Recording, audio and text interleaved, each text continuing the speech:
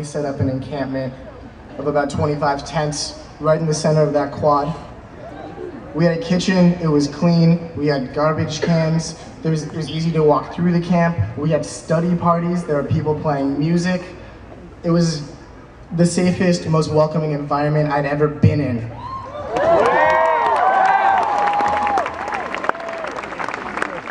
And then at noon the next day, we got a letter from Chancellor Katehi saying, "This is unsafe. You have to leave by 3 o'clock." She didn't say any reason why it was unsafe. So we put our heads together and we said, if you want to leave, you can leave.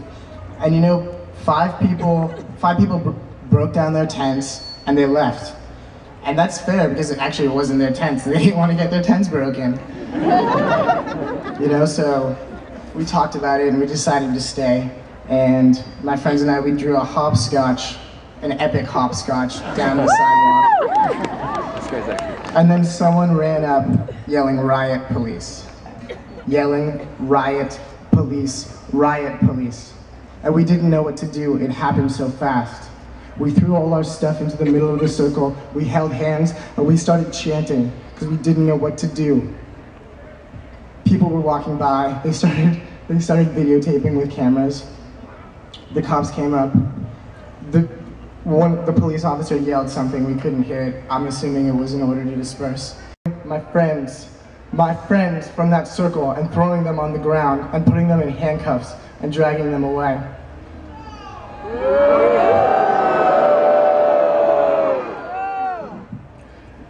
At that point, there was no more encampment. There was no more stuff there. We were just kids sitting down in a circle singing. But the cops didn't leave. They did not leave. There were 150 people or so watching us. We yelled, "Join us, join us." And in the proudest moment of my life, those kids came to us and they sat down in that circle with us. They joined us. But it wasn't over, because the cops kept picking kids out, throwing them on the ground, and arresting them. They put them in a circle just south, right over there. And I saw my friends lying on the ground, surrounded by cops in riot gear, and I thought, this is not right. This is not okay. We're kids. We're just kids. And so, me and a dozen of my friends went, and we sat just south of those cops. We sat down. Eventually, let me cut to the chase, because I'm sure there are other people that want to speak. Our police officer came to us and he said, "If you guys don't move, we're going to shoot you." So we turned around. There were two police officers with paintball guns pointed point blank behind us. That officer probably realized that shooting us in the back would have looked bad and would have been not that effective. So, and I'm told at this point, behind us, he shook up the pepper spray and he held it up for the crowd to see. I had no idea this was going to happen. Someone yelled, "Oh my God, pepper spray," and I closed my eyes. My girlfriend, my arm was around my girlfriend and I kissed her on the cheek.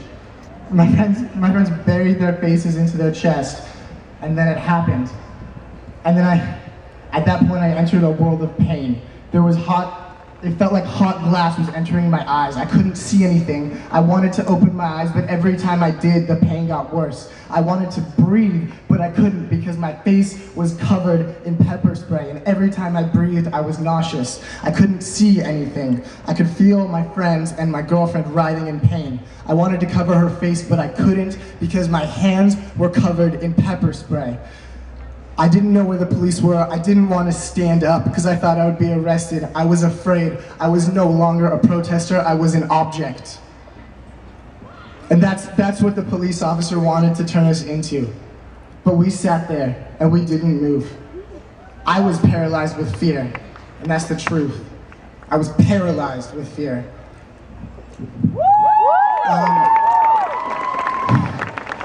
All right, I'm sorry. I'm probably rambling on at this point.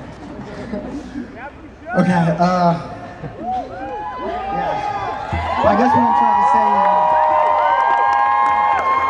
this is what I'm trying to say.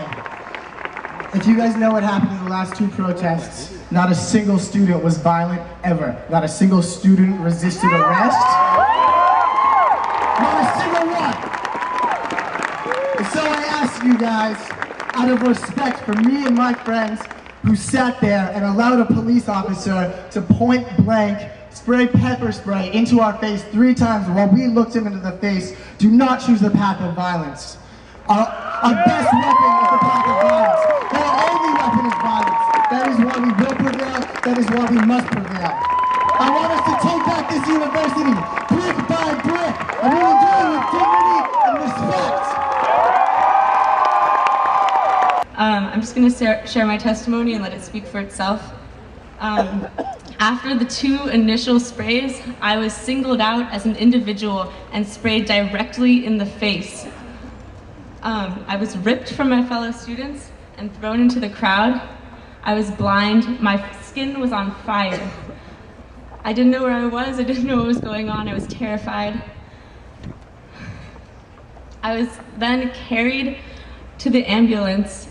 Fortunately, someone found me with baking soda and began to treat my eyes. I was blind for about 30 minutes, and my body was in excruciating pain. I was taken in the ambulance to the hospital and was given IVs to my eyes with saline solution.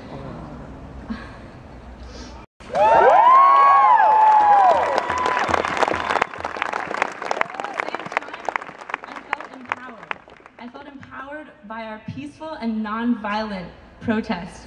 And I feel that as we continue to be peaceful and non-violent, we can make change. I too was pepper sprayed on Friday, and I quickly want to address the claims that Chancellor Katehi has made that our encampment was unsafe because non-UC Davis community members were there. First, I want to point out that that's a tactic of fear, teaching us to fear our community members. Second,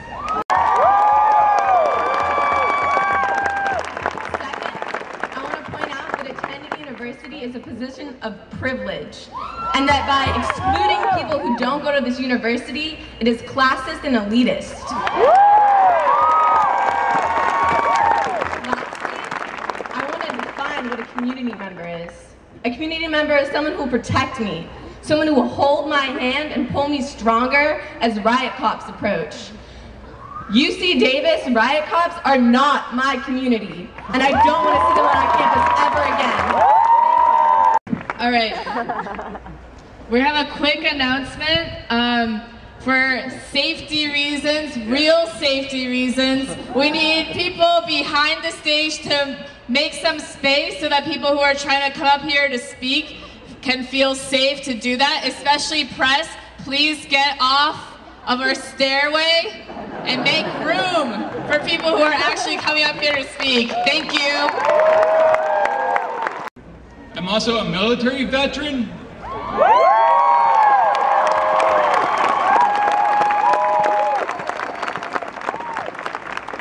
After 10 years, I figured it was my right to be able to sit down and support my fellow students and a right to assemble.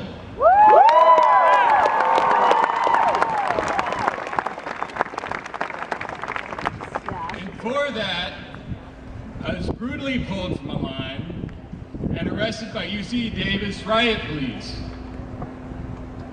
But right now, I'd like to talk about rights. Rights are fickle things. If you do not take them and seize them for yourself, they will be taken from you. Taking back our university.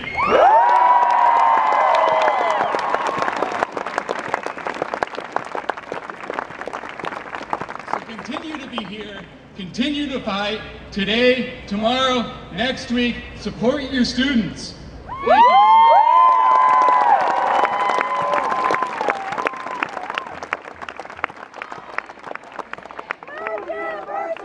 Thank you.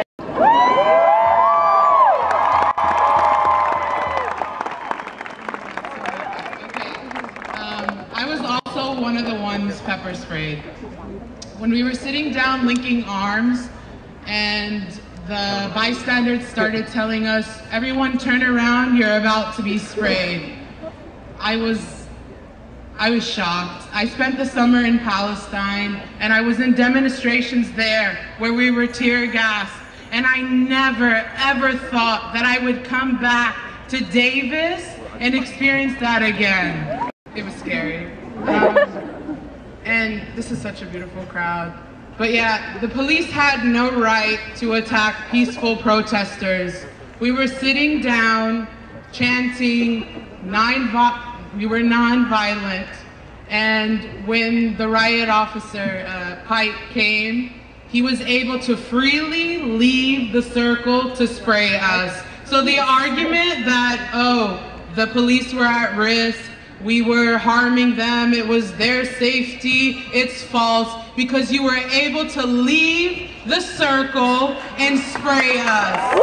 Was said, hey, if you don't move, we're gonna start shooting you. I said, all right, that's fine. If we're gonna sit here and you're gonna shoot us, do it. That's fine, shoot us. All of us took it straight to the face. They pulled me out, threw me in a cop car. I had no medical attention whatsoever while I sat in the holding cell. They said it would take 20 to 45 minutes for it to go away.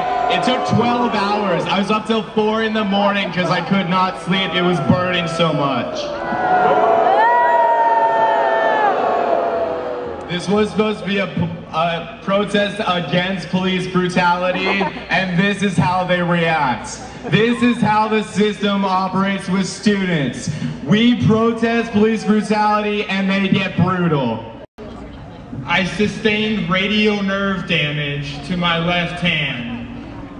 The nerves in the back of my hand are not working. I cannot open my hand, I can only clench it. They said it would take 10 to 15 days for this to go away. That is unbelievable.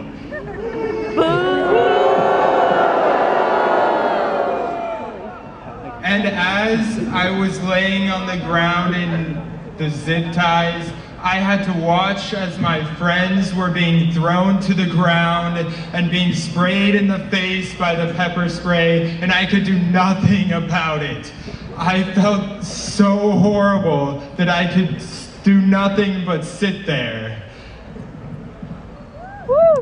It was one of the worst experiences of my life, and I don't think I will ever be the same since.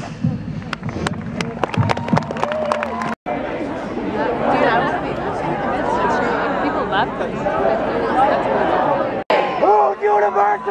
Our university. Whose university? Our university.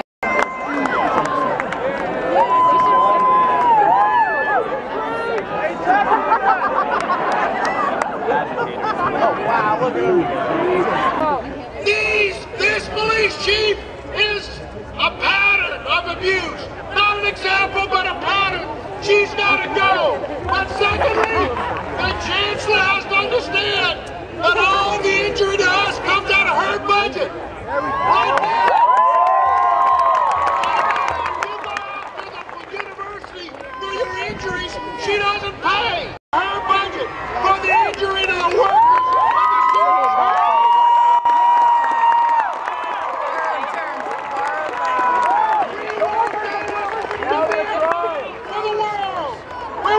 The recording secretary of the UAW Local 2865, the union that represents the majority of graduate student employees across the UC system. So I am a student here, I am a worker here, and I am a union representative for my colleagues across campus, and I want to make a couple quick points. First of all, the movement to occupy the quad here at UC Davis is not an attempt to replicate Occupy Wall Street or any other movement. Students here at UC Davis and at universities across the country have been occupying administrative buildings and open spaces in response to injustices both